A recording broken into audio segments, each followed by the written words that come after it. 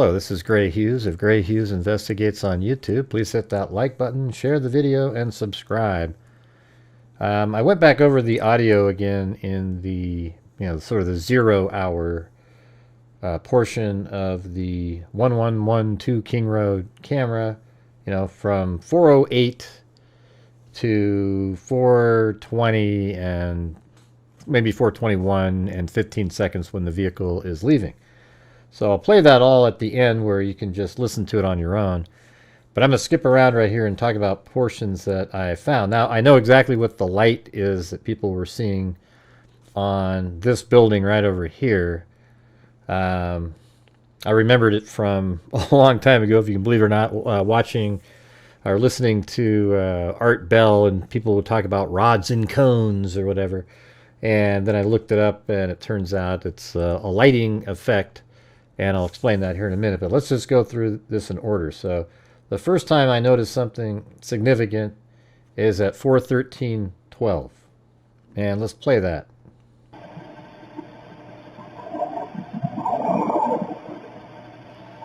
See, I think it's Kohberger's vehicle. This is just a theory that I have.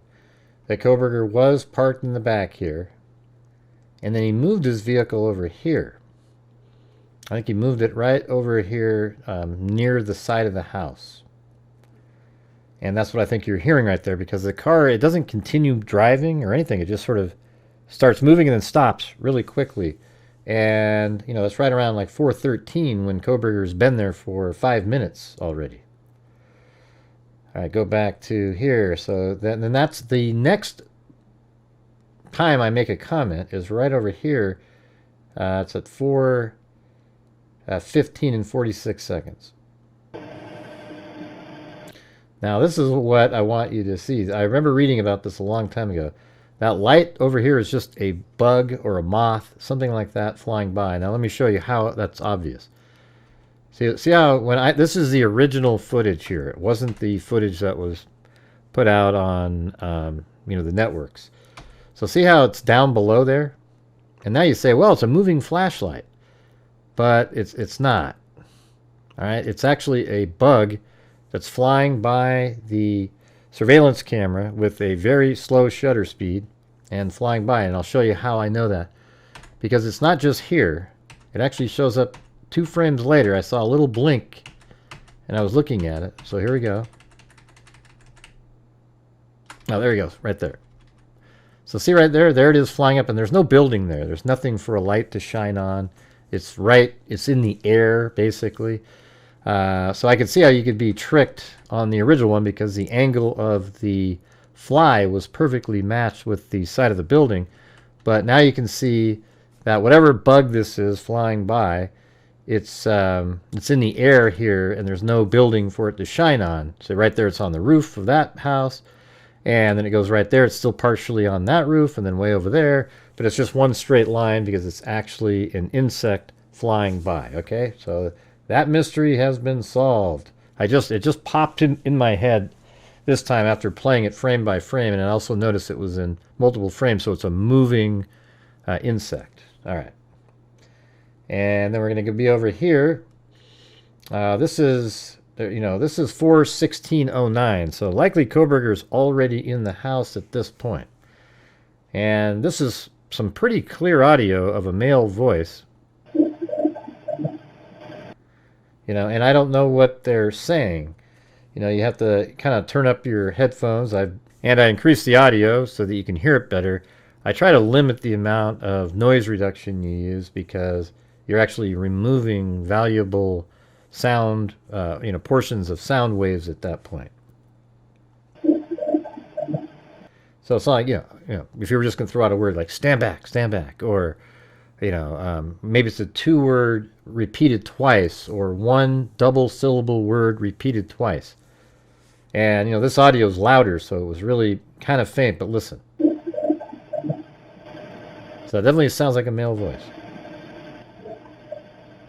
Then you can hear another male voice there, but you really can't make out what they're saying.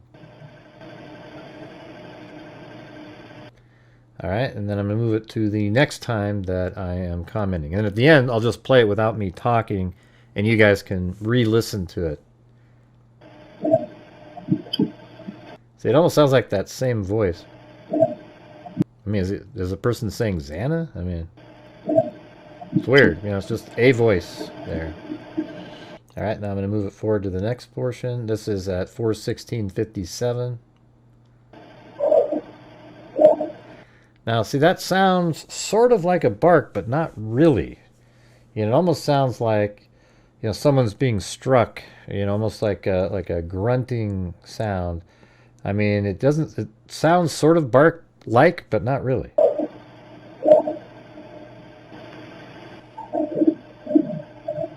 So there's stuff going on in the house right now. We're at 4:17:03. And that's a dog bark. That's what the dog bark sounds like. So if you compare that sound to right here, listen again. And this one. Or let me not talk while that's playing. Hold on. And then you go to a dog bark. Hold on. Let me get right here. Yeah, just, I don't know. It sounds different to me. It could be a dog bark, though. All right, now I'm going to move it down here to this section. So this is 4:17:31, and I do hear somebody cough. I think other people have mentioned that before. It's like almost like a hiccup sound, you know, like like that. Like, here, listen.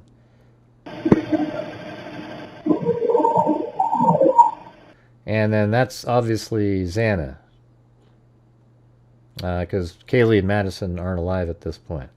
So this says, I mean, you know, maybe, who are you? Get out of here, you know? I mean, it's just, I don't know. Right here, listen again. Or it could say, go away, get out of here. Something like that.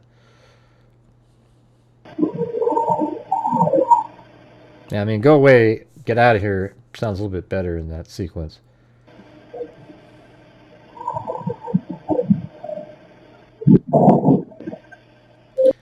Now, I think that loud thud, if you look at here slowly, could be that nightstand. Remember how it was moved and it hit the wall? That might have been her being sort of shoved into it, hitting it. She's already bleeding and just slams into it and then tries to get up again, and then she ends up on the floor in the middle of the room. Xana.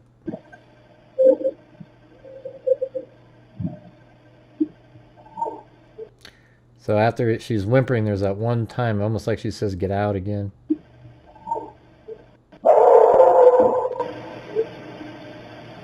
But I got to be honest, I don't know what they're saying. It's very difficult to tell, but you can kind of make out sort of this like sequencing of what's happening. All right, so this is Murphy. So Koberger's likely still in there for a little bit. I think he leaves the house probably around like 4:18:15 or something. But you can see, just looking at the screen, all of these sound waves right here, those are all Murphy barking. And notice over here, there's very little of that. It's almost like over here, he's like, okay, I'm noticing something. And then bark, bark, bark after Koberger has killed everybody and Murphy is in distress. All right, and then I think this could be when Koberger's outside. And I was thinking about it. Remember how he said, did you arrest anybody else? Maybe he tried to make it look like the way he walked in and out of the house. When he left, he walked up to the back parking lot and maybe he tried to sort of stand next to another car. And I wouldn't even be shocked if he put some blood on another car, but police never really found that because they assumed his vehicle drove away. And he was trying to make it look like somebody else did it. And then he walks down to where his car was. Now, one thing I was wondering about, is it also possible that he left his car running the whole time? Because at the very end, you can't actually hear it turn on. I found that interesting. So listen to this. Hear that? It sort of sounds like a shutting, but it could be opening, just that little sound where it opens up. But that's at 4:19, a perfect time. I mean, this is exactly right. And you would hear it like that if his car was parked on the side of the building, like I've said, like right over here. So if the building was parked right there, that's exactly where you would, you would hear the audio right there. Now, the dresser that I was telling you about, where it hits the west wall in Xana's room, is right here. Okay, it's right in this area. Let me get a different, this one's way clearer, easy to see. So right here on the side of this wall, and look how close that is to the camera. So maybe that's what made that thud sound, is when the nightstand hit the wall. So let's say that's Koberger opening his trunk, or or he's at his car doing whatever he's doing. And then let's move it over here. Murphy bark is more echoey, so it does change. It's almost like Murphy's moving around.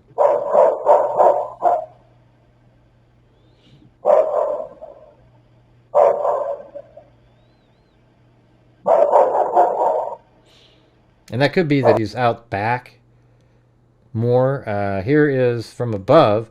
See, again, if Murphy was out on this deck in Kaylee's room, there's Kaylee's rooms right there. That's the deck. Right there, that audio would easily travel over there. There might be times, though, where he ran around back over here and it gets a little different sound, more echoey, because he's barking at maybe somebody walking on the street right there.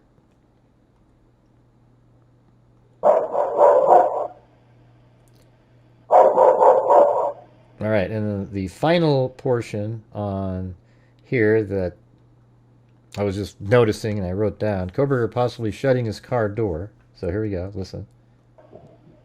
Hear that sound? So it sounds like this. So there's the bark and then the shutting of the car door. And look what time it is, 4:20 and 42 seconds. And what if his car was already running? Because you don't even hear it turn on. Listen to this. He's almost like he's right here. I mean, look at that. It's wild. I mean, it almost feels like he was parked. I mean, right at the edge of the camera here. Because look at the lights do turn on. They're right there. I mean, we could sort of make it out. Does it look like it's turning? Yeah, so it's slightly turning onto Queen Road there and then straight.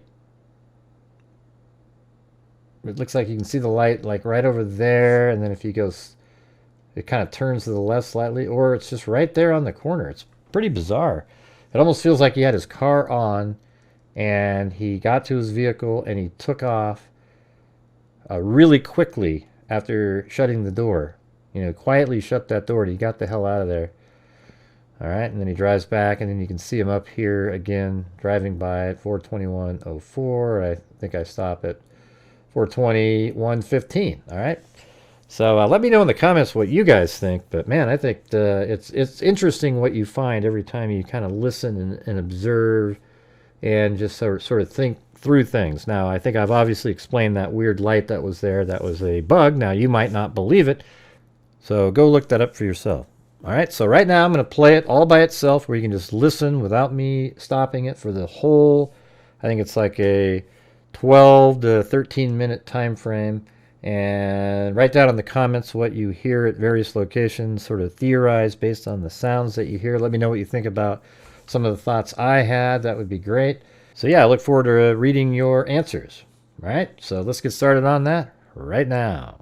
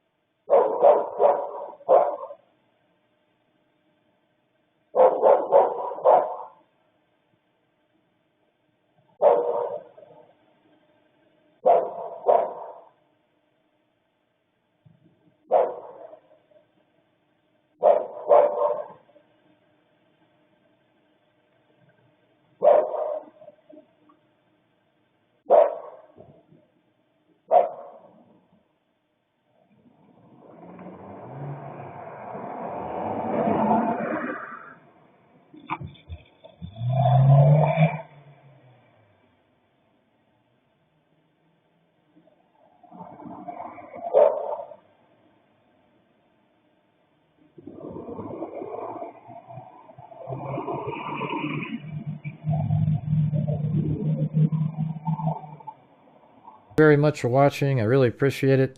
If you could hit that like button, share the video, and subscribe, that would be great. Again, let me know what you were thinking.